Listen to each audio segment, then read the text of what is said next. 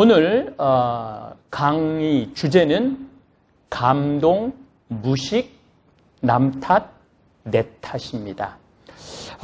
전도서 3장 9절에 이런 말이 나옵니다. 나는 사람이 사는 동안에 기뻐하며 선을 행하는 것보다 더 나은 일이 없다는 것을 알았다. 우리가 이렇게 선을 행할 때 이거 내가 좀 아끼면은 내가 뭘 좀 할 수 있을 텐데 저 사람 좀 도와주고 저 불쌍한 사람 이거 좀 줘야 되는데 마음이 막 왔다 갔다 하는 사람은 그 사람은 기쁘게 선을 행하는 사람이 아니에요. 제가 오늘이 사실은 목요일인데 오늘 목요일에 잠비아 우리 후천성 면역 결핍증 아이들 제가 그 집을 지어줄 때 수녀님이 울면서 저한테 그랬어요. 신부님, 신학교 큰 거, 수녀원 큰 거, 농업대학 큰 것도 중요하지만은 지금 요 25,000명 그 카와마라는 빈민가에 사람들이 살고 있는데 에이즈 환자가 1,600명입니다. 그런데, 보통 15살, 16살 정도가 에이즈가 걸린다고 그래요. 근데 대개는 좀 지능이 떨어진 여자아이들을 이 동네 남자들이 막 그냥 건드리니까 에이즈가 걸리고 아이들도 에이즈가 걸려서 나오는데 그 아이들은 버림을 받을 수밖에 없다는 거예요.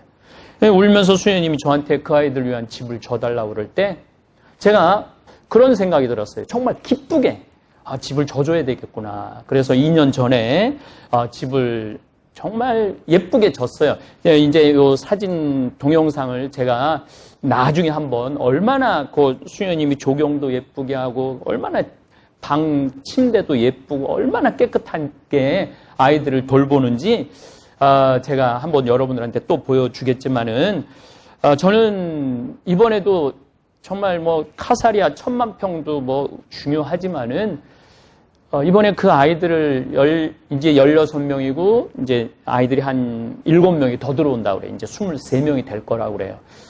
그 아이들을 생각하면 누워서도 가슴이 따뜻해요. 정말 기쁘게.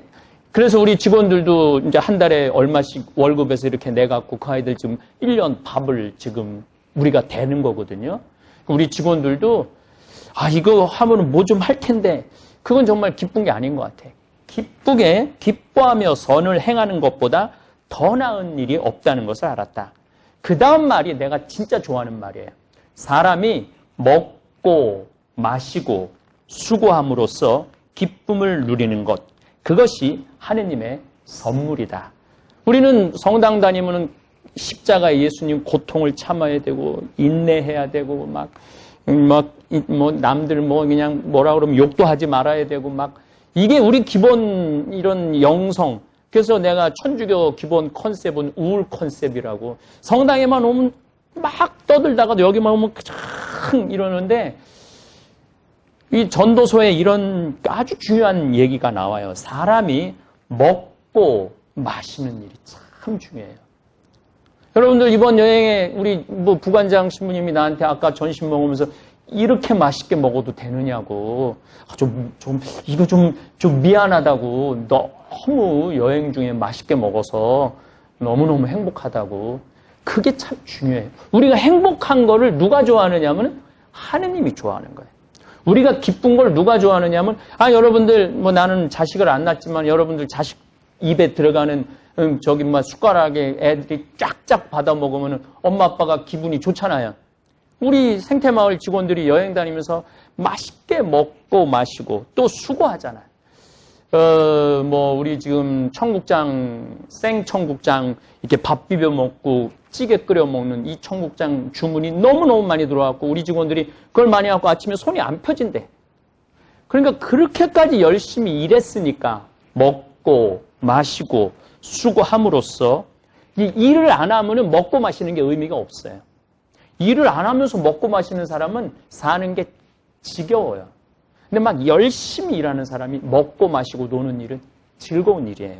그래서 먹고 이거 내 말이 아니라 성서에 나온 말이야. 성서에. 사람이 먹고 마시고 수고함으로써 기쁨을 누리는 것, 그것이 하느님의 선물이다. 미국에 이제 은퇴한 분들의 꿈이 서부부터 동부까지 여행하는 게 보통 꿈이라고 그래서 뭐 RV라고 이번에 뭐 레크레이션 비어클이라고 그 RV를 타고 뒤에 침대 있는 차를 몰고 막 한 달이고 두 달이고 이렇게 여행 가는 게 평생의 꿈이야. 평생의. 미국 사람들의 평생의 꿈이에요. 근데 나도 뭐 미국을 뭐 많이 왔다 갔다 했죠. 강의를 다니면서. 미국 사람들의 평생의 꿈이기도 하지만 우리 생태마을 직원들한테 정말 보여주고 싶었어요. 미국이라는 이 대륙이 얼마나 아름다운지. 그래서 이제 뭐 LA에서부터 이제 샌프란시스코부터 우리가 시작했잖아요. 우리 직원들이 이제 앞에 가고 난 대부분이 뒤에 있었어. 근데 난 직원들이 우와, 이야, 어머나, 세상에 이렇게 아름다울 수가 있을까? 이렇게 웅장할 수 있을까? 참 신비하다.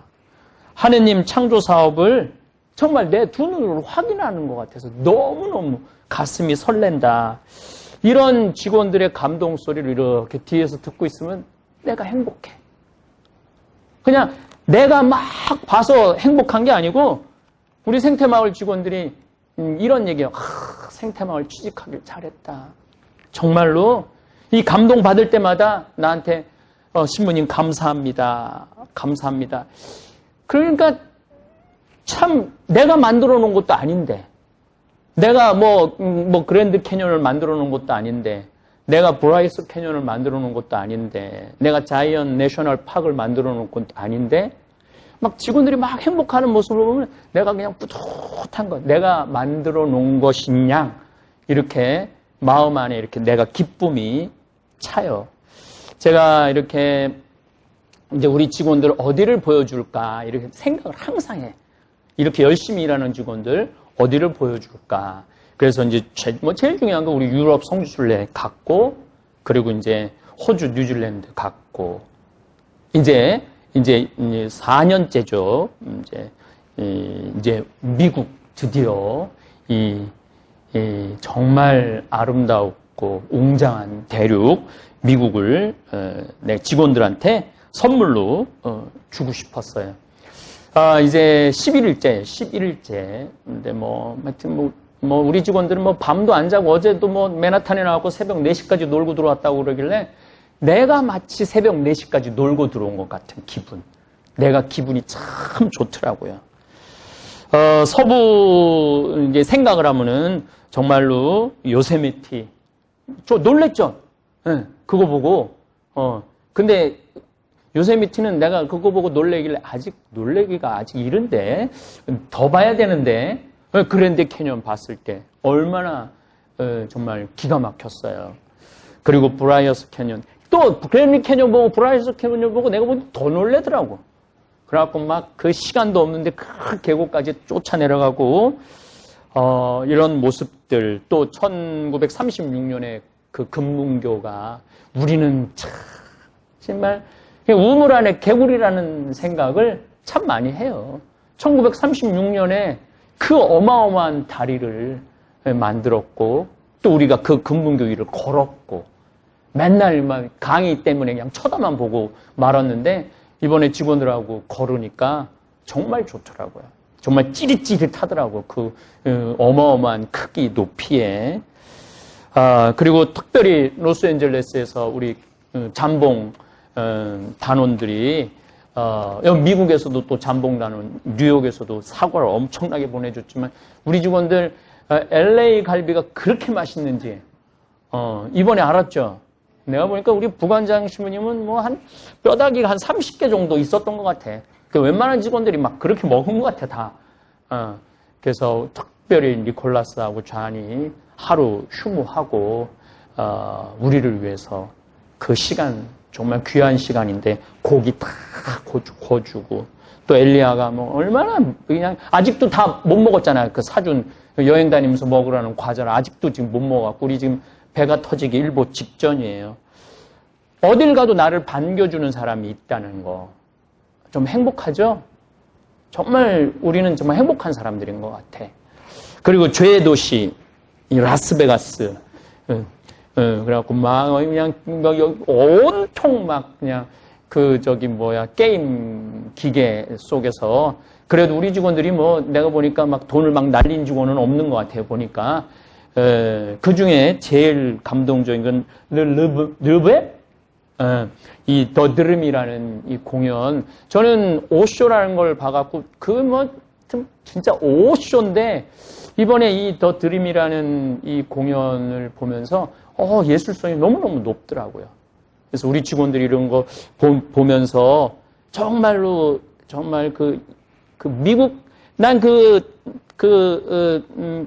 물 속에서 수중 발레하는 그 사람들 미국 사람들이라고 다 럭셔리하게 아무것도 안 하고 와인 마시는 거 아니에요. 그 정도 공연을 하려고 그러면 피나는 노력을 해야 돼. 그 정도. 어제 알라딘 공연도 그 사람들 거기 무대 서기 위해서는 정말 우리가 상상도 못하는 노력을 하는 사람들이 거기 올라가는 거예요. 그래갖고 우리가 그 사람들의 그 기가 막힌 최고의 그 노력을 우리가 정말 따먹는 거지. 그래서 우리가 감동받는 거지. 그래서 정말 좋은 시간 보냈던 것 같아요. 사실은 라스베가스는 게임하러 가라는 게 아니고 콜로라도를 가기 위한 숙소 때문에 가는 거예요. 근데 이제 많은 사람들이 이제 혼동을 하고 거기서 그냥 있는 돈 없는 돈 주머니 다 털리는 사람들 많죠. 어쨌거나 우리 직원들이 어쨌든 죄의 도시를 잘 이렇게 통과해서 동부에 왔죠. 워싱턴, 뉴욕, 맨하탄. 브로드웨이 어저께 우리 또 알렉산더 해밀턴 시카고에서 주연한 우리 하윤진 정말 미국에서 얼마 전에 코미디도 찍고 FX 1, 2월 달에 드라마 나온다고 그래요. 그 드라마가 잘 됐다고 그래요. 그런 대단한 또 스타가 또 우리랑 같이 식사도 해주고 사진도 또 타임스퀘어에서 사진도 찍고 여러분들은 진짜 내가 보기엔 진짜 취직 잘한 것 같아. 물론 때로는 일하는 게 힘들고 뭐 어려운 점도 있지만은 이 CEO가 일단 노는 걸 중요하게 여기는 CEO라 일만 시키는 CEO가 아니라 노는 게 중요하다. 그런 신념이 있기 때문에 여러분들은 정말로 취직 잘한 것 같아요. 어쨌든 저는 서부에서는 하느님의 힘을 느꼈다면 동부에서는 인간의 힘을 느껴요. 인간이 얼마나 이 대단한 존재인지. 그래서 어쨌거나 저는 이 미국이라는 나라는 뭐 배울 게 너무너무 많은 나라예요. 배울 게. 우리 인생에 저는 나중에는 없다고 생각해요. 미국 서부부터 동부까지 나는 나중에 갈 거야. 다리 떨릴 때는 이거 죽었다 깨어나도 못 가. 지금 우리 소연이가 베네딕타 23, 그 다음에 우리 요한나가 25, 이때 가야 돼. 그러니까 얘네들 새벽 4시, 전날은 날밤 새고 오늘은 새벽 4시까지 놀고 그러지. 우리는 그냥 들어가서 기절해서 그냥 자는 게 바쁜데. 그래서 저는 한 살이라도 젊었을 때 시간을 내서 제가 2년마다 한 번씩 우리 직원들을 데려가 나가는 이유가 있어요. 1년에 한 번 나가는 건 좀 사치스럽고 적어도 2년에 한 번 정도는 나를 위한 방탄소년 어저께도 제가 이 공연을 보면서 우리 방탄소년단 뉴욕 매치 경기장에서 공연했을 때 전성 매진이었거든요. 이 사람들도 대단한데 방탄소년단은 이건 대단한 걸 넘어서 거의 나는 하느님이 내 아버지 하느님이니까 일반 사람들은 거의 신하고 동격으로 여기잖아요. 근데 그 친구들의 캐치플레이어라고 그럴까? 노래 주제가 뭐냐면 Love yourself라고 그래요. Love yourself. 너 자신을 사랑해라. 남이 사랑해줄 때까지 기다리지 말라는 거예요. 근데 우리는 참 답답한 경우가 많아요. 남편이 잘해줄 때까지 죽을 때까지 기다리는 거야. 자식이 잘해줄 때까지 죽을 때까지 기다리는 거야. 그럼 내가 행복하면 되는데 내가 나 자신을 사랑하고 내가 나 자신한테 잘해주면 되는데 내가 나 자신한테 잘해주는 법을 배운 적이 없어. 배운 적이 없어. 그래서 정말 심장이 떨리지 못하는 거예요. 끝까지 불평하다가 죽는 거야. 지질이 복도 없는 년. 남편 복도 없더니 자식 복까지 없다고. 그거는 제가 보기에는 자기 인생의 주인공은 자기예요. 자기의 삶을 주도적으로 살아가야 돼. 그래서 우리 직원들이 이제 나하고 우리 특별히 우리 국장님은 나하고 참 여행 많이 했어요. 뭐 이스라엘도 가고 여기 우리 직원들이 또 잠비아도 많이 따라갔다 오면서 그 전도서 다시 내가 말하면은 전도서의 말씀 그대로 살고 있는 거야. 나는 사람이 사는 동안에 기뻐하며 선을 행하는 것보다 더 나은 일이 없다는 것을 알았다. 우리 직원들 잠비아 갔다 온 직원, 우리 김 과장도 마찬가지지만은 가슴이 뜨겁다는 거야. 가슴이. 정말로 내가 생각했던 것보다 훨씬 아름답고, 그리고 저는 우리 유튜브 구독자님들한테 제가 왜 막 잠비아에 막 더럽고 힘들고 고통스러운 걸 안 보여주느냐 하면은 그거는 그들한테 도움이 아무것도 안 돼요. 정말로 잠비아가 아름다운 거, 그리고 우리 그 라파엘의 집 아이들이 행복한 걸 봐야지 더 해주고 싶은 거예요.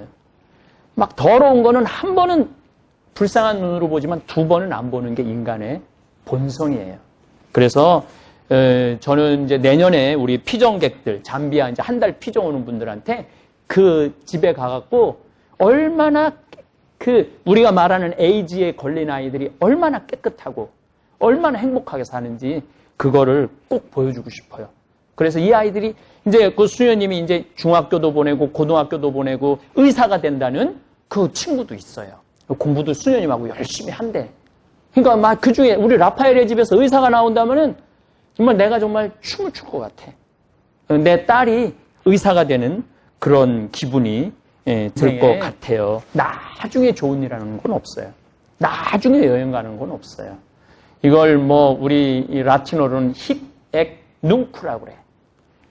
여기, 지금. 영어로는 here and now. 여기, 지금이 제일 중요한 거야. 오늘을 충실하게 살지 못하는 사람은 내일도 충실하게 살 수 없는 겁니다. 그래서 하루하루를 2년 후는 우리 마추픽추 갈 거거든요.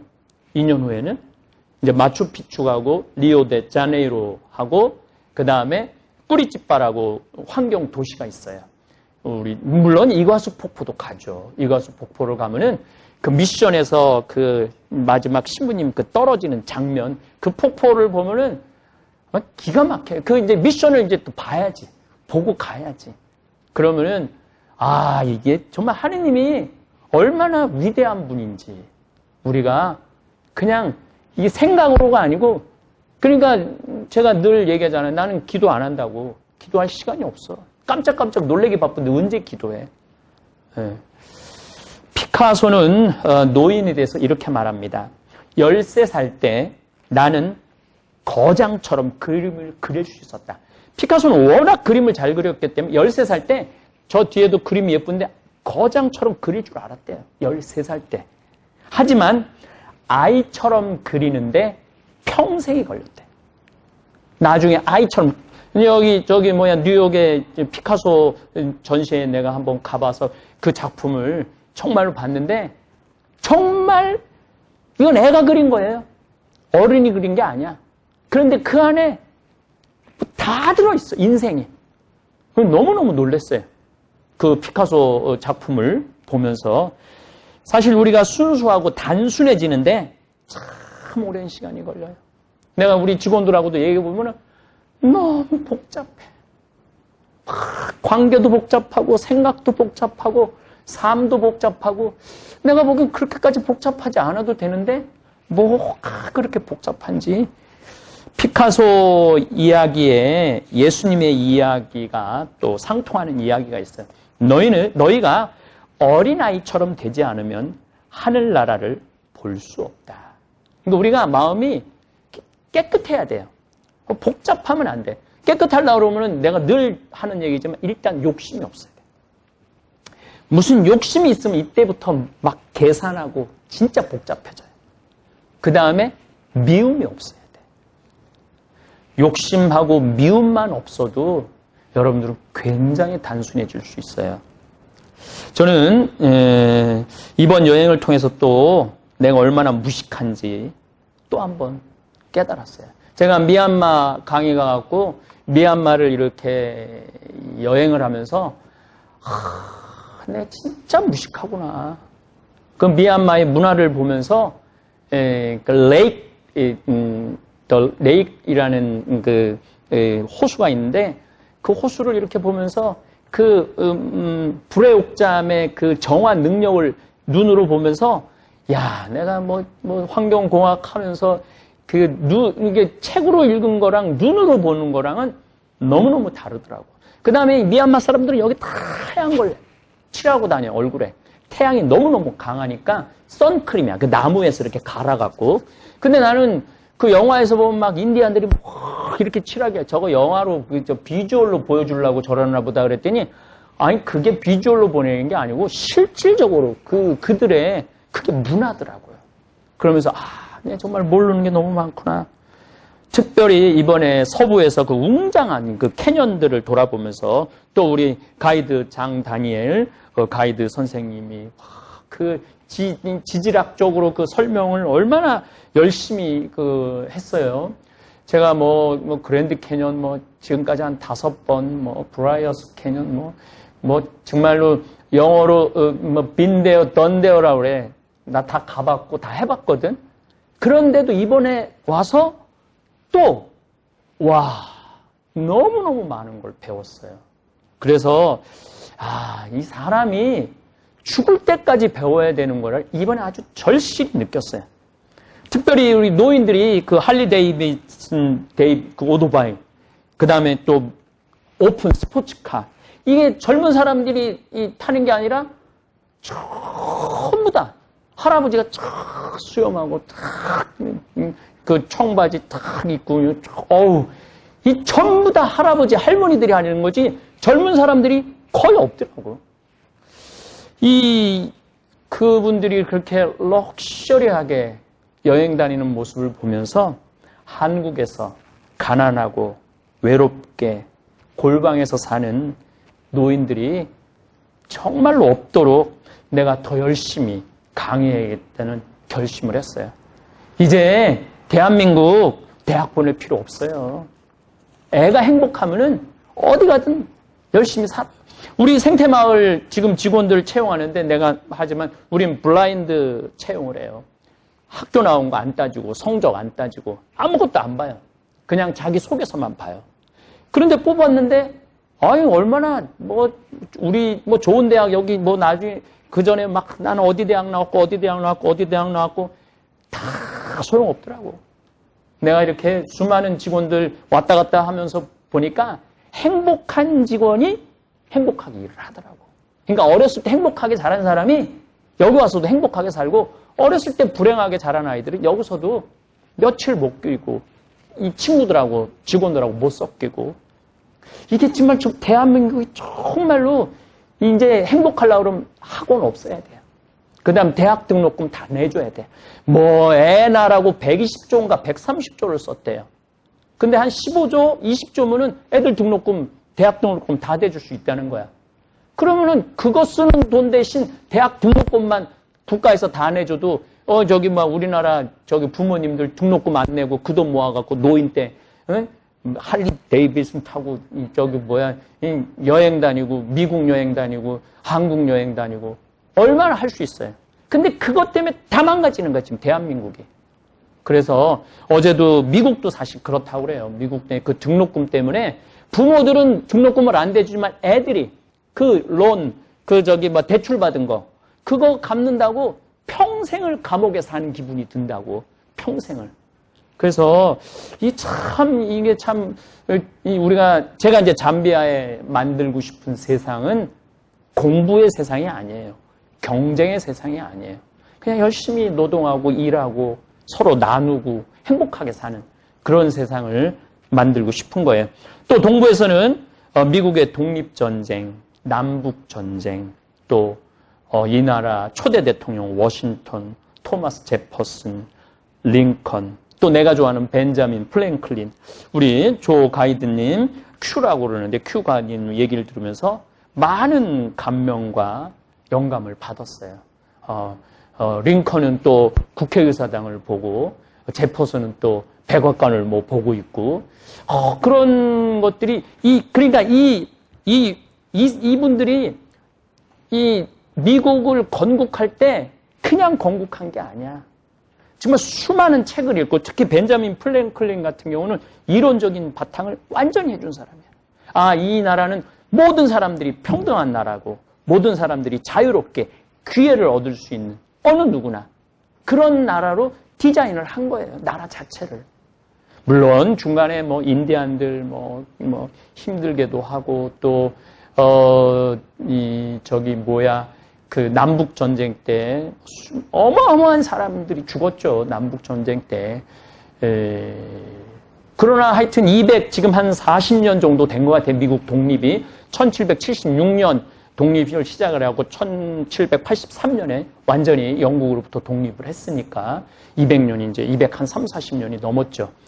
그런데 이 미국이라는 나라가 이렇게 단단하게 지금까지 이어올 수 있는 것은 바로 이 건국의 이 아버지들이 만드는 거죠. 저는 물론 제가 나름대로 이제 곧 이제 토요 특강에 일본의 이해에 대한 건 한 앞으로 3회 내지 4회만 더 하고, 이제 미국에 대한 이해를 강의를 할 거예요. 제가 첫 번째로는 중국에 대한 이해를 강의를 했고, 이번에는 일본에 대한 이해를 지금 11강, 한 15강까지 하고 끝낼 거예요. 그리고 이제 미국에 대한 이해를 해야 돼요. 왜냐하면 우리가 미국과 일본과 중국, 러시아를 이해하지 않으면은 우리가 살아날 수가 없어요. 제가 말씀드렸지만은 일본에 대한 이해 강의하면서 이번에는 내가 해볼 만하다고 그랬잖아요. 우리가 1910년에 나라 뺏길 때는 정말로 제대로 된 전쟁 한번 못 해보고 이 나라를 뺏겼어. 근데 이번에 일본이 전쟁을 걸어왔는데 이번에는 만만치 않아요. 일본은 이제 지는 해야 무슨 우길기 이 말도 안 되는 얘기. 이제 일본은 지는 해예요. 지는 해. 그 마지막 그야말로 막말을 한다면 발악을 하고 있는 거예요. 지금 우리 대한민국 국민들이 정말 정신만 똑바로 차린다면 충분히 이 어려움을 좀 해결할 수 있다고 생각해요. 내가 그 자료를 좀 조사를 했는데, 내가 이스라엘 성지순례 갈 때마다 너무 놀라운 건 대한민국 차가 너무너무 많은 거야. 근데 이스라엘의 그 차 점유율 1위가 대한민국 현대하고 기아예요. 1위가 현대, 3위가 기아예요. 그러면은 독일 차는 이스라엘 사람들이 몇 퍼센트를 사느냐? 1%밖에 안 사요, 독일 사람들이. 독일 사람 차를. 왜 이스라엘 사람들이 독일 차를 1%밖에 안 사냐면 우리 600만 명의 우리 유대인을 학살한 사람들이라 이거야. 그러니까 독일 차 자체도 안 사겠다. 아무리 좋더라도. 독일 차 안 사고 우리하고 똑같은 아픔을 겪었던 한국 차 산다는 거예요. 그래서 이번에 이스라엘하고 우리하고 FTA 체결했잖아요. 이게 저변에 그런 것들이 다 깔려 있는 거야. 근데 우리 대한민국 국민들이 지금 일본 차 막 사고, 일본 물건 사고, 일본 맥주 마시고, 일본 여행 가면은 이번엔 그러면 안 돼요. 이번엔 정말로 정신 똑바로 차야 돼. 온 국민들이. 근데 옛날에는 국민들이 지금 나라가 팔린 건지 안 팔린 건지 5명이 뭐 사인을 했대고 뭐 고정은 안 했다고 그러고 그리고 자살한 사람도 없어 나라. 그래갖고 우리 황현이라는 분이 그 한 분이 자결을 한 거예요. 그다음 이준 열사가 하고, 그리고는 안 죽어서 나라가 뺏겼는데도 전쟁도 안 하고. 그래서 우리가 36년 동안 그 수많은 우리 조상님들이 끌려가서 죽음을 당한 거죠. 어쨌거나 하여튼 제가 이번에 이 미국 여행을 하면서 더 많이 공부해야 되겠구나. 이 여행을 다니면 다닐수록 내가 깨닫는 게 뭐냐면 내가 무식하다는 거예요. 내가 무식하다는 거예요. 더 많이 배워야 된다는 사실. 이번에도 또 아주 기가 막힌 거를 배웠어요. 루이비통이 난 그게 무슨 똥인 줄 알았더니 루이 왕을 위하여라는 뜻이라는 거예요. 루이 왕을 위하여, 루이 빗똥이. 그런 것도 모르고 사는 거예요. 물론 뭐 난 루이비통을 한 번도 써본 적이 없지만 그냥 난 루이 왕을 위해서 산 적이 한 번도 없는 거지. 예. 사실은 아는 것보다 모르는 게 훨씬 많다는 사실을 깨닫는 게 여행의 가장 소중한 경험이에요. 그래서 이런 세상도 있구나. 이런 세상도 있구나. 이런 것도 있구나. 그런 것들을 여러분들이 저는 학교보다 훨씬 많은 걸 이 여행을 통해서 많이 배웠어요. 뭐 유럽부터 이스라엘 성지순례, 아프리카, 그다음 인도, 하여튼 정말 안 다닌 데가 없으면서 세상이 이렇구나. 특히 북극에 얼음이 녹는 걸 보면서 나는 온몸으로 지구온난화를 정말 온몸으로 느끼고 있어요. 정말 내가 환경에 대한 강의도 여러분들한테 해드릴 거예요. 아마 환경에 대한 강의는 한 20회에 걸쳐서 전부 다 한번 우리 유튜브 구독자님들 이 우주의 신비 또 지금 이 지구가 얼마나 오묘한 별인지 제가 말씀을 드리겠습니다. 어쨌든 지구 여행을 하다 보면 내가 얼마나 작은 존재인지 또 반대로 세상을 보는 눈이 커져요. 세상을 보는 눈이 넓어져요. 내가 작아지기도 하면서 커지기도 하는 게 저는 여행이라는 생각을 합니다. 그래서 우리 직원들이 여행을 통해서 감동받고 여행을 통해서 많은 걸 배우고 또 내가 무식하다는 또 정말 이 지구라는 이 어마어마한 별에서 내가 살고 있다는 거 얼마나 큰 은총인지 그런 걸 좀 깨달았으면 좋겠어요. 그리고 저는 서부부터 동부까지 이렇게 여행을 하면서 제 1살에서부터 55년의 인생을 이렇게 돌아봤어요. 그야말로 희, 노, 에, 락이 다 있었더라고. 정말로 나는 기쁘게 산 사람 중에 하나예요. 정말 기쁘게 산 사람 중에 하나예요. 또 화도 많이 났었죠. 젊었을 때는.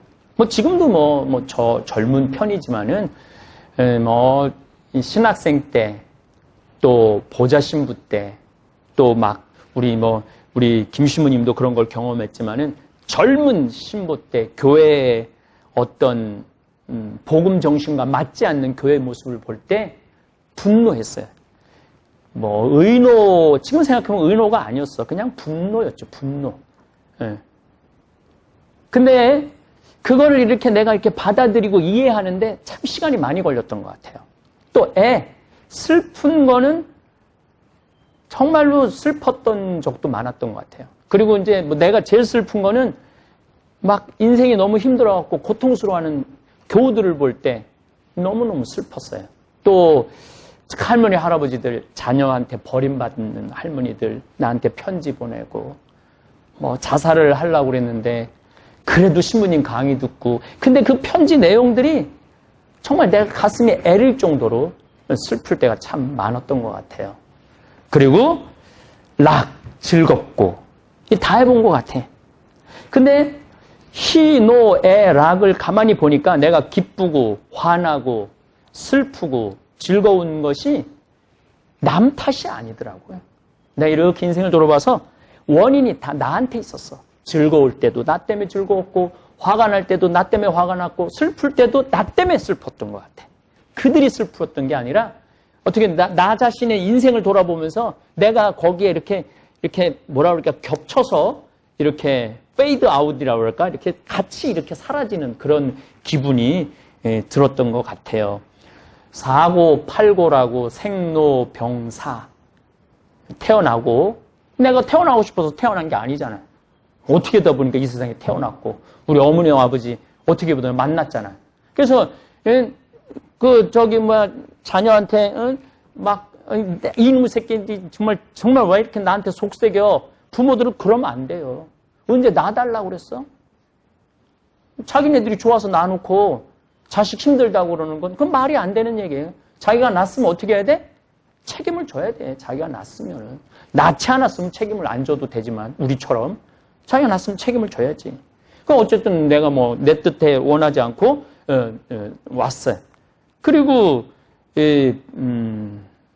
이제 늙어가는 거가 좀 느껴져요. 머리도 자꾸 빠지고, 이제 눈도 잘 안 보이고.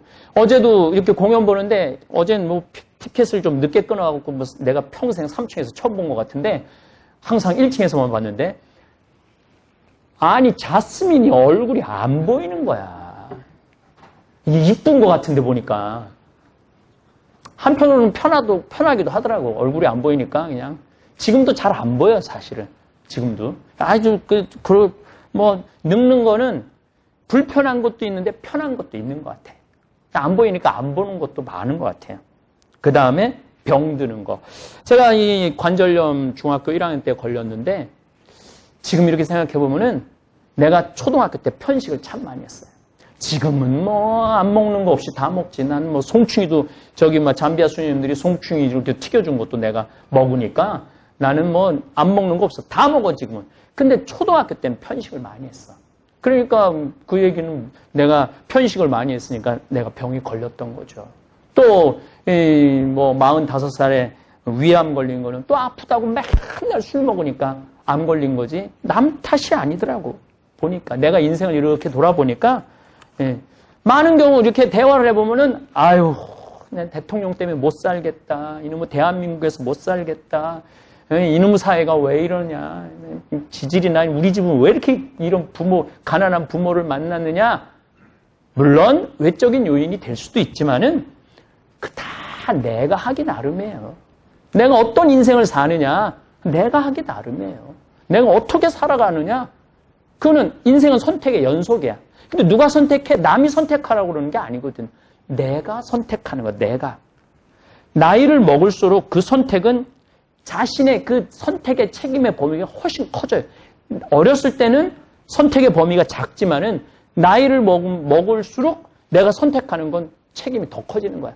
그래서 난 가끔 뭐 한 70, 80 된 분들이 신부님 내 자식이 사업한다고 그래갖고 아파트 맡겨갖고 했는데 망해갖고 갈 데가 없어요. 신부님 저 신부님이랑 살고 싶어요. 그리고 오는 분들 볼 때 참 70 동안 가장 잘못된 선택을 한 거죠. 그러니까 인생을 잘못 살은 거죠. 그거는 누가 잘못 사는 거냐면 본인이 잘못 사는 거예요. 본인이. 그래갖고 어디 가서 울고불고 한다고 책임져 줄 사람은 내가 보기에는 없는 것 같아요. 그래서 여러분들도 지금 막 힘들고 고통스러운 분들 계실 거예요.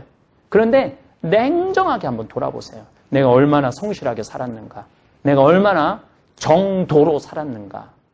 나는 욕심을 부리고 내가 좀 더 욕심을 부릴 때 넘어지는 거죠. 제가 늘 얘기하잖아요. 뭐 1,500억을 사기를 당했다. 뭐 조이파리가 뭐 사기를 뭐 해갔다. 뭐 어쩌고 저쩌고 했는데 사기 친 놈도 나쁜 놈이지만 사기 당한 사람도 결코 훌륭한 사람들은 아니에요. 욕심 때문에 본인이 한 걸음 한 걸음 걸어 나가면은 그게 다 쌓여서 나중에 덕이 되고 부가 되는 건데 욕심을 부리기 때문에 고통스러운 거예요. 그래서 인생은 남 탓할 필요 없다. 내 탓이다, 내 탓. 인생은 자기 하기 나름이에요.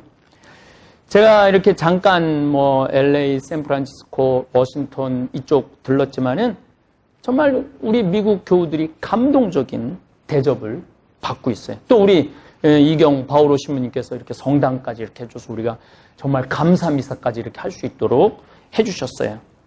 뭐 주위에서 많은 분들이 신부님 도대체 신부님 어떻게 사셨기에 가는 곳마다 식사 대접에 여행 중에 오르가닉 간식까지 챙겨줍니까? 저는 우는 아이에게 젖 더 준다는 우리말이 있죠? 근데 난 이 말 틀렸다고 생각해요. 우는 아이가 도가 넘으면은 때리든지 내던지든지 해요. 여기 자식 키운 부모님들 다 경험해봤죠? 그리고 나 얘기 많이 들었어요. 사실은 내 애 많이 때렸다고 많이 울어갖고. 너무 울면은 때리는 거예요. 그리고 이 말이 나와요. 지겨워. 지겨워. 아유 지겨워. 내가 이걸 왜 낳는지 몰라. 또 어떤 아주 재미난 아는 분은 군인인데 대위야. 대위. 해병대 대위인데 아들이 둘이래. 남편도 해병대 장교고 아유, 그 집은 그냥 해병대에다가 그냥, 응? 우리 저기 뭐야, 대위도 여자니까, 아내도 대위, 뭐 남편은 소령, 뭐, 아우, 좋겠다 그러니까 아들 둘이 있으면 얼마나 좋으냐. 신부님, 그런 소리 하지 마세요. 할 수만 있으면 뱃속에 다시 집어넣고 싶어요. 응. 그러니까 이 아기가, 뭐 여러분들 잘 알겠지만 내가 잘 아는 지인이, 딸이 손녀를 낳았어요. 근데 나도 뭐 얼굴을 봤지만 빵긋빵긋 웃어. 하루 종일 웃어. 그리고 아빠가 유명한 가수인데 아빠 노래가 나오면 엉덩이를 실룩거리면서 막 춤을 추고 막. 그래서 이제 엄마가 이제 딸 이제 집에 가면은 이 빵긋빵긋 웃는 손녀를 보면 내가 보면 온몸이 아픈 사람인데 막 팔도 아프고 어깨도 아프고 근데 아무리 어깨가 아파도 빵긋빵긋 웃으니까 어떻게 하냐면 자꾸 안게 되고 집에 있으면 보고 싶다는 거예요. 빵긋빵긋 웃으니까. 손주 자랑하려면 10,000원 내고 손주 자랑하라는 말이 있지만은 10만 원이 아니라 1,000만 원을 내도 아깝지 않는 그런 손주라는 거예요. 저도 사실은 이제 조카가 이제 우리 이제 그 둘을 낳았어요. 그러니까 내가 이제 손녀 딸하고 손녀 이제 손주 아들이 있는 거지 조카. 근데 그 집에 가면 애들이 우리 집에 이제 오면은 웃어. 그러니까 내가 너무 그냥 막 좋아하고 웃고 쳐다보고 막 좋아하니까 꼭 나올 때 돈을 주게 돼요. 복돈이라고 주게 되더라고. 제가 이번에도 LA에서 잠비아 신학교 하라고 $40,000를 벌써 받았어. 그냥 하루 스쳤는데 그 다음에 잠봉 아메리카가 벌써 $400,000를 모았대. 200명이. 놀랍지 않아요? 저는 내가 여기 미국에서 사목하는 사람도 아니고 그냥 2년에 한 번 얼굴 한번 볼까 말까 하는데 그냥 자기네들끼리 모여서 돈을 모으는 거예요.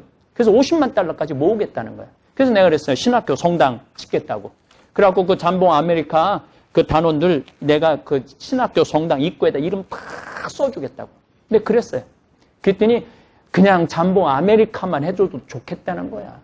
그냥 신부님 하는 일, 아니 신부님 도대체 얼굴이 잘생기기를 했어. 내가 늘 얘기하잖아. 씹다 뱉은 수제비 같이 생겼지. 키가 크기를 해. 왜 신부님 일에 동참을 그렇게 많이 하느냐라고 묻는 사람들이 참 많아요.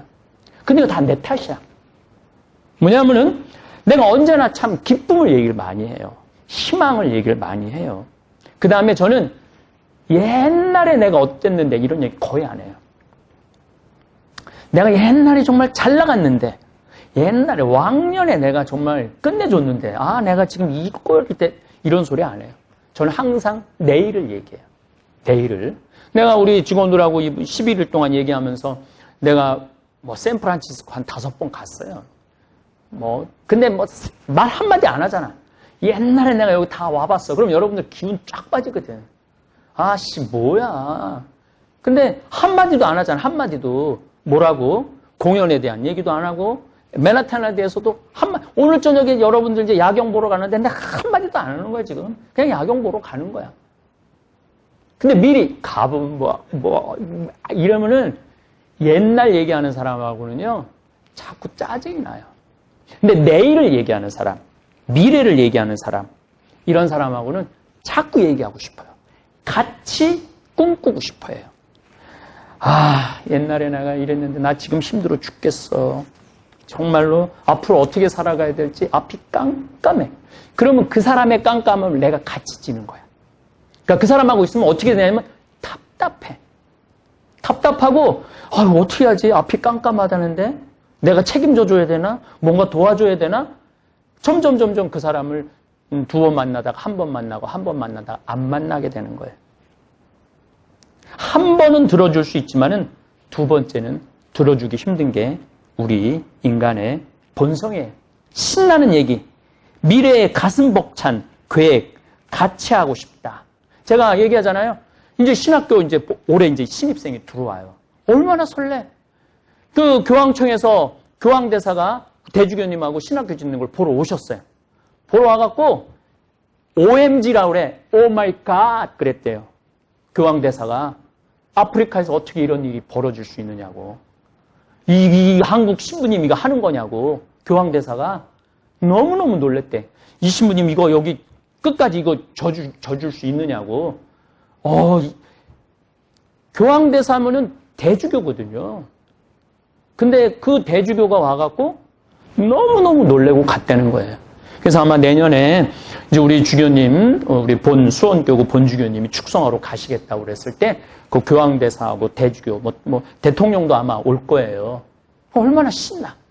얼마나 그리고 올해 이제 20명이 이제 신입생이 들어온다고 그래요. 저는 앞으로 한 50명, 그리고 100명까지 저는 들어올 거라고 생각을 해요. 참배 가톨릭 신자가 500만 명이라고 그러니까 시스템만 잘 갖춰준다면은 그러면은 아프리카의 교회, 가톨릭 교회가 일어나는데 정말 우리가 하늘의 미랄이 되는 거거든요. 그래서 우리 생태마을 직원들 정말 대단한 일을 지금 하고 있는 거예요. 여러분들 청국장 파는 게 아무것도 아닌 것 같은데 이게 위대한 일을 하는 거예요. 그 청국장이 우리 국민들한테도 건강을 주지만은 이 세계의 건강을 나눌 거라고 생각합니다. 우는 아이 한 대 더 때리고 웃는 아이 한 번 더 안아준다. 그러니까 여러분들도 어디 가서 우는 소리, 그건 그냥 본인이 이렇게 묻어두는 그런 훈련이 필요해. 이 사람한테 가서 울고 저 사람한테 가서 울고 온 세상에 울고 다녀봐. 누가 그 사람을 안아주겠어요? 여기 반짝반짝 웃고 저기 반짝반짝 웃고 그러면 오늘 차 같이 하자고 그러고 커피 한 잔 같이 마시자고 그러고 밥 먹자고 그러고 그게 인생이에요. 전도서에서 기쁘게 먹고 마시라고 충고를 해줘요. 그래서 예수님도 야이로의 회당장 딸을 살리고 난 다음에 대단한 얘기 안 했어. 소녀에게 먹을 것을 주어라. 죽도 살아났는데 너 살아났으니까 기도해라 여기 고맙다고 그래라 저기 고맙다라고 그런 얘기 안 해요. 소녀에게 먹을 것을 주어라 이렇게 말씀하세요.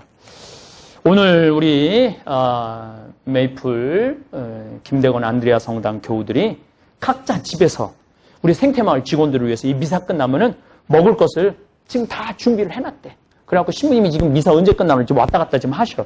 근데 오늘 토요 특강 때문에 지금 말을 지금 내가 많이 하는 거예요. 정말 감사합니다. 어디를 가든 너희는 먹고 마시고 머무를 자격이 있다라고 예수님 말씀하셨어요. 저는 그 말이 얼마나 고마운지 몰라요.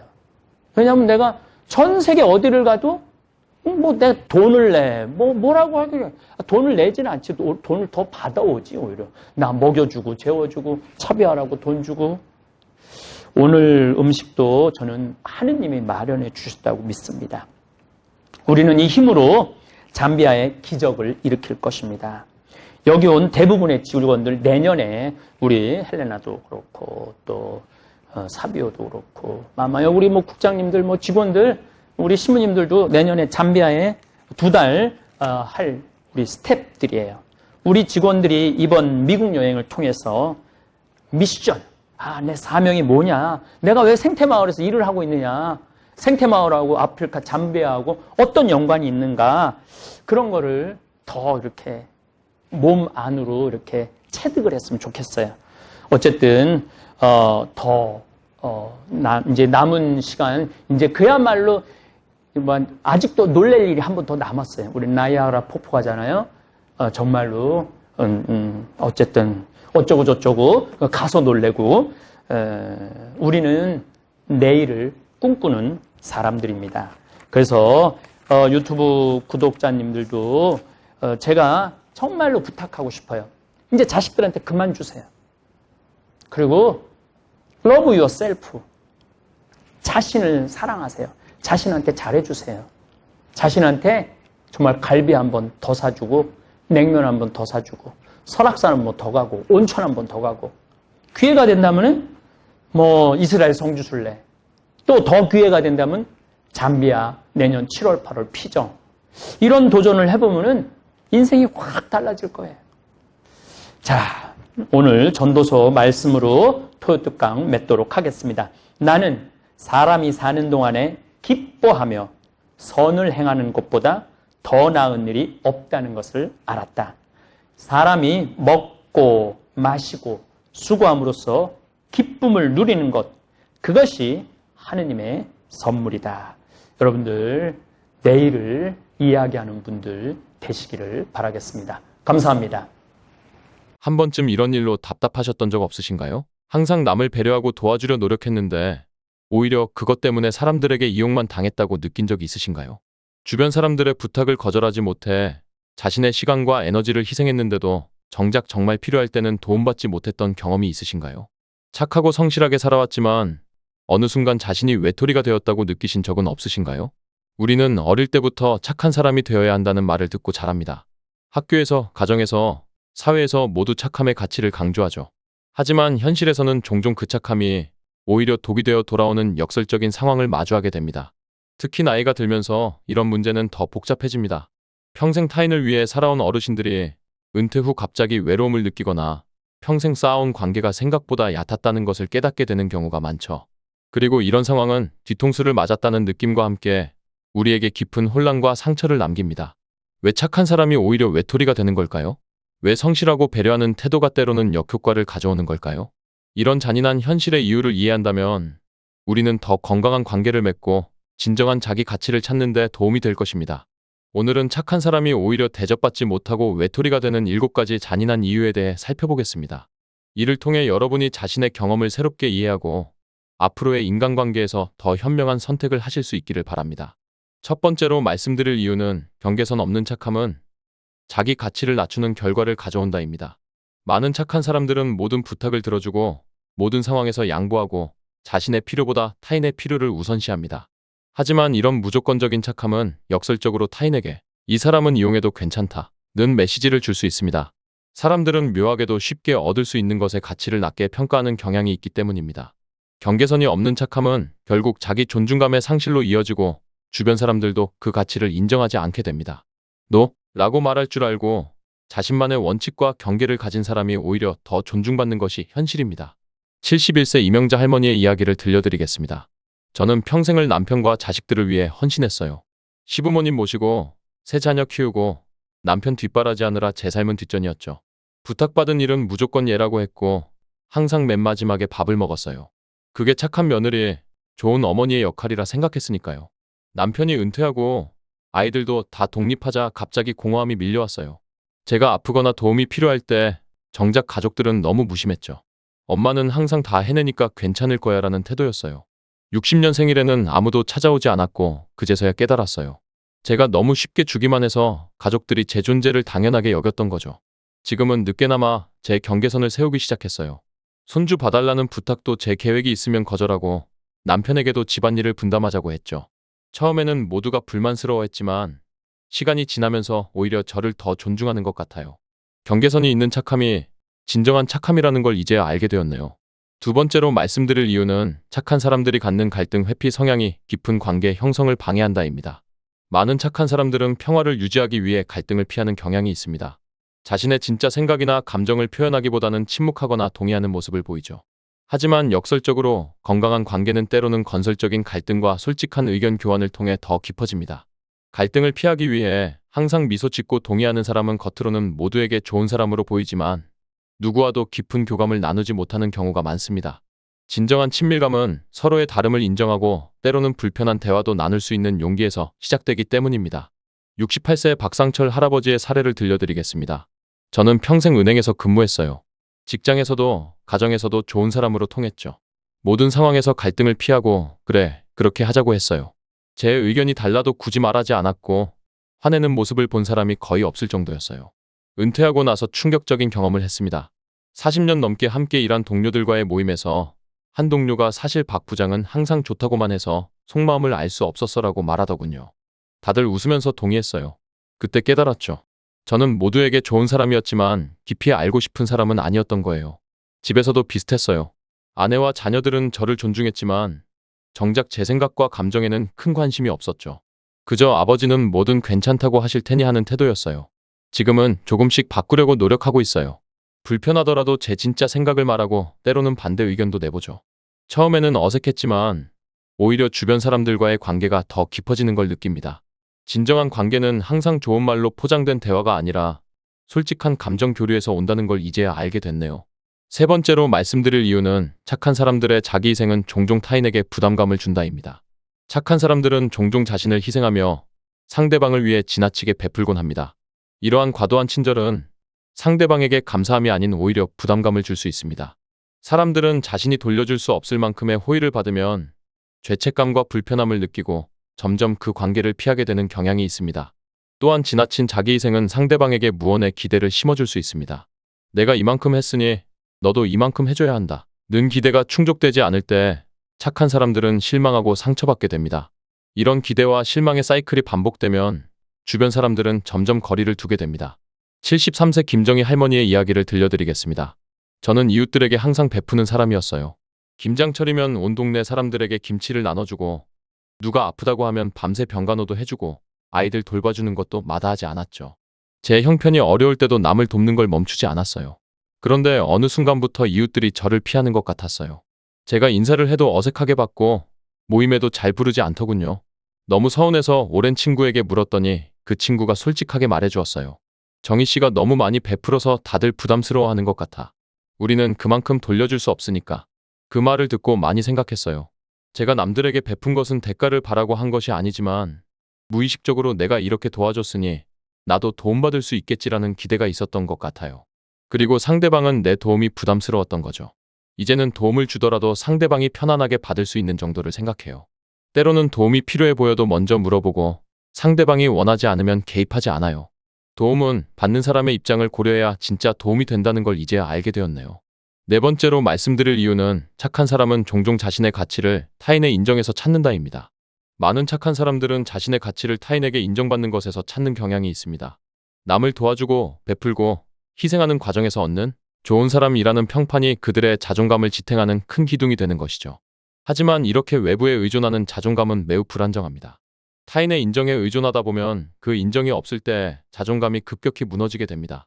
또한 끊임없이 타인의 기대에 부응하려 노력하기 때문에 진정한 자기 자신을 잃어버리게 되고 이는 오히려 깊은 관계 형성을 방해합니다. 사람들은 자기 자신에게 진실하고 확고한 자아를 가진 사람에게 더 깊은 신뢰와 존경을 보내기 때문입니다.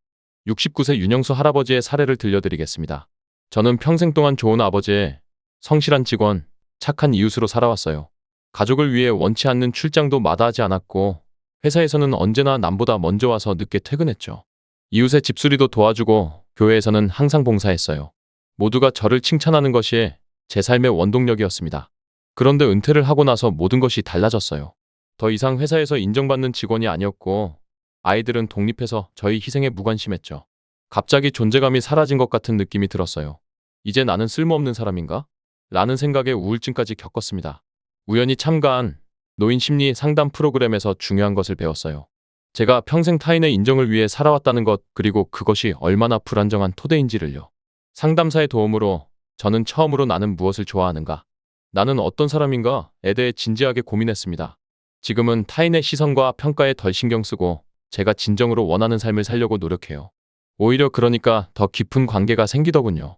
사람들은 타인의 인정을 갈구하는 사람보다 자신의 가치를 스스로 알고 있는 사람에게 더 끌린다는 걸 이제야 알게 되었습니다. 다섯 번째로 말씀드릴 이유는 지나친 착함은 종종 진정성이 결여된 것으로 느껴질 수 있다입니다. 모든 상황에서 항상 착하고 완벽하게 행동하는 사람은 역설적으로 타인에게 신뢰를 주지 못할 수 있습니다. 인간은 본능적으로 너무 완벽해 보이는 것에 의심을 품기 마련이고 어떤 상황에서도 화내지 않고 항상 친절한 사람은 오히려 가식적으로 느껴질 수 있기 때문입니다. 진정한 인간관계는 상대방의 좋은 면뿐만 아니라 약점, 실수, 감정의 기복까지 포함한 전체를 받아들일 때 형성됩니다. 자신의 부정적인 감정이나 솔직한 의견을 표현하지 않는 지나치게 착한 사람은 타인에게 자신의 진짜 모습을 보여주지 않는 것으로 인식될 수 있고 이는 깊은 신뢰 관계 형성에 장애가 됩니다. 75세 이정숙 할머니의 이야기를 들려드리겠습니다. 저는 평생 갈등과 부정적인 감정을 피해왔어요. 속으로는 화가 나도 항상 웃으면서 괜찮아요라고 말했죠. 누군가 저를 불편하게 하는 행동을 해도 그냥 참았고 심지어 부당한 대우를 받아도 문제를 일으키지 않으려고 했어요. 우리 동네 모임에서 한 번은 제가 준비한 음식에 대해 한 이웃이 무례한 말을 했어요. 속으로는 화가 났지만 저는 그저 웃으며 넘겼죠. 그런 일이 몇 번 반복되자 다른 이웃이 제게 솔직하게 말해주었어요. 정숙 씨는 항상 웃기만 해서 진짜 마음을 알 수 없어요. 그래서 사람들이 더 함부로 대하는 것 같아요. 그 말을 듣고 충격을 받았어요. 제가 갈등을 피하기 위해 항상 좋은 모습만 보여주려 했던 것이 오히려 사람들에게 진정성 없게 느껴졌던 거죠. 그리고 사람들은 진짜 감정을 숨기는 사람보다 솔직하게 표현하는 사람에게 더 끌린다는 것을 몰랐어요. 요즘은 조금씩 변화하려고 노력해요. 불편하거나 속상할 때는 솔직하게 말하고 때로는 지금은 좀 화가 났어요라고 감정을 표현하기도 해요. 처음에는 어색했지만 오히려 사람들이 저를 더 존중해 주는 것 같아요. 완벽한 착한 사람보다 때로는 감정을 드러내는 진짜 사람이 더 깊은 관계를 만들 수 있다는 걸 이제야 알게 되었네요. 여섯 번째로 말씀드릴 이유는 착한 사람은 종종 타인의 문제에 과도하게 개입하고 책임을 진다입니다.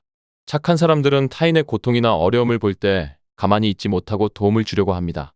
이러한 행동은 선의에서 비롯되지만 종종 상대방이 원치 않는 간섭으로 받아들여질 수 있습니다. 또한 다른 사람의 문제를 자신의 책임으로 느끼는 경향이 있어 결과적으로 스스로를 지치게 만들고 주변 사람들에게 부담을 줄 수 있습니다. 타인의 문제에 과도하게 개입하는 행동은 상대방에게 당신은 스스로 문제를 해결할 능력이 없다 는 메시지를 전달할 수 있으며 이는 존중과 신뢰에 기반한 대등한 관계 형성을 방해합니다.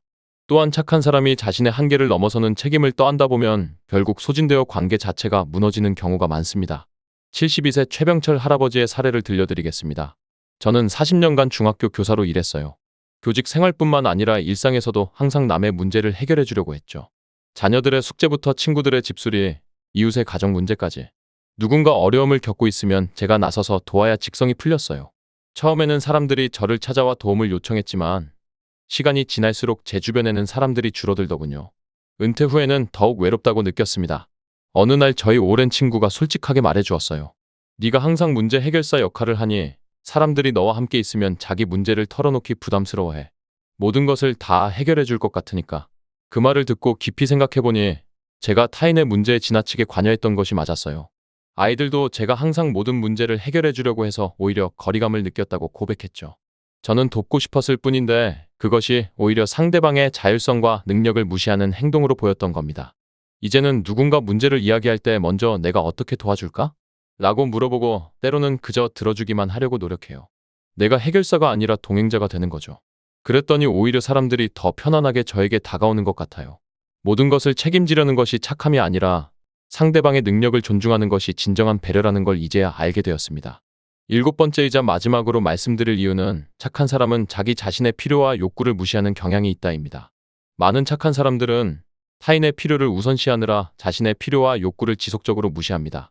자기 자신을 돌보는 것을 이기적이라고 생각하고 항상 남에게 맞추다 보니 점차 자신이 진정으로 원하는 것이 무엇인지 방향 감각 자체를 잃어버리게 됩니다. 하지만 역설적으로 자기 자신을 제대로 돌보지 않는 사람은 타인과의 관계에서도 온전한 모습을 보여주기 어렵습니다. 자신의 욕구와 필요를 인식하고 충족시키는 것은 건강한 자아와 관계의 기본이 되기 때문입니다. 또한 지속적으로 자신을 희생하다 보면 결국 소진되고 무의식적으로 분노와 원망이 쌓여 관계가 악화되는 결과를 가져오기도 합니다. 70세 김영자 할머니의 이야기를 들려드리겠습니다. 저는 평생 가족을 위해 제 욕구는 뒤로 미루며 살았어요. 대학 진학의 꿈도 포기하고 일찍 결혼해서 남편 뒷바라지와 자녀 양육에 모든 것을 바쳤죠. 제가 아프거나 지쳐도 누구 하나 불편하게 하지 않으려고 항상 웃으면서 괜찮아, 괜찮아라고 말했어요. 그런데 60세가 넘어서 갑자기 심한 우울증이 찾아왔어요. 자식들도 다 독립하고 남편도 자기 생활에 바쁘니 저는 갑자기 허전함을 느꼈죠. 평생 희생하며 살았는데 정작 나를 위한 시간이 왔을 때 뭘 해야 할지, 무엇을 좋아하는지조차 모르겠더군요. 상담사와 대화하면서 깨달았어요. 제가 타인을 위해 살면서 정작 나라는 사람을 완전히 잃어버렸다는 것을요. 그리고 더 중요한 깨달음은 제가 느끼는 외로움이 단순히 혼자라서가 아니라 진정한 나를 알고 사랑해주는 사람이 없어서라는 점이었어요. 심지어 저 자신조차도 진정한 저를 모르고 있었으니까요. 지금은 조금씩 나 자신을 돌보는 법을 배우고 있어요. 평생 미뤄왔던 그림 수업도 듣고 여행도 다니고 때로는 오늘은 너무 피곤해서 못해주겠다고 솔직하게 말하기도 해요. 놀랍게도 제가 제 필요를 인정하고 충족시키니 오히려 주변 사람들과의 관계가 더 건강해지는 것 같아요. 나를 사랑하지 않는 사람이 어떻게 타인을 진정으로 사랑할 수 있을까요? 자기 자신을 돌보는 것이 이기적인 것이 아니라 오히려 더 건강한 관계의 기초라는 걸 이제야 알게 되었습니다. 여러분, 지금까지 착한 사람이 오히려 대접받지 못하고 외톨이가 되는 7가지 잔인한 이유에 대해 알아보았습니다. 경계선 없는 착함이 자기 가치를 낮추는 결과를 가져오고 갈등 회피 성향이 깊은 관계 형성을 방해하며 과도한 자기 희생이 타인에게 부담을 주는 역설적인 현실. 또한 타인의 인정에 의존하는 자존감, 진정성이 결여된 것으로 느껴지는 지나친 착함, 타인의 문제에 과도하게 개입하는 태도, 그리고 자기 자신의 필요와 욕구를 무시하는 경향. 이 모든 요소들이 착한 사람들이 때로는 외로움을 느끼게 되는 이유입니다. 하지만 이 이야기가 착하게 살지 말아야 한다는 메시지로 받아들여지진 않았으면 합니다. 오히려 어떻게 하면 더 건강하게 착할 수 있을까에 대한 성찰의 기회가 되었으면 좋겠습니다. 진정한 착함이란 무조건적인 자기희생이 아닙니다. 자신을 소중히 여기는 사람만이 타인도 진정으로 소중히 여길 수 있습니다. 건강한 경계선을 세우고 자신의 감정과 필요를 인정하며 때로는 아니요 라고 말할 줄 아는 용기도 필요합니다. 특히 평생을 타인을 위해 살아온 어르신들에게 말씀드리고 싶습니다. 여러분의 희생과 헌신은 결코 헛되지 않았습니다. 그것은 여러분의 선택이었고 그 선택 속에서 많은 가치 있는 것들을 이루어냈습니다. 하지만 이제는 여러분 자신을 위한 시간도 중요합니다. 아직 늦지 않았습니다. 지금이라도 자신의 필요와 욕구에 귀 기울이고 건강한 경계선을 세우며 진정한 자신을 표현하는 법을 배워보세요. 그렇게 할 때 오히려 더 깊고 의미 있는 관계가 만들어질 수 있습니다. 착함이란 결국 자신과 타인 모두를 존중하는 균형 잡힌 태도에서 비롯됩니다. 여러분의 삶에 이러한 균형과 지혜가 함께하기를 진심으로 바랍니다. 오늘 이야기가 여러분에게 작은 위로와 통찰이 되었기를 바랍니다. 긴 시간 함께해 주셔서 감사합니다.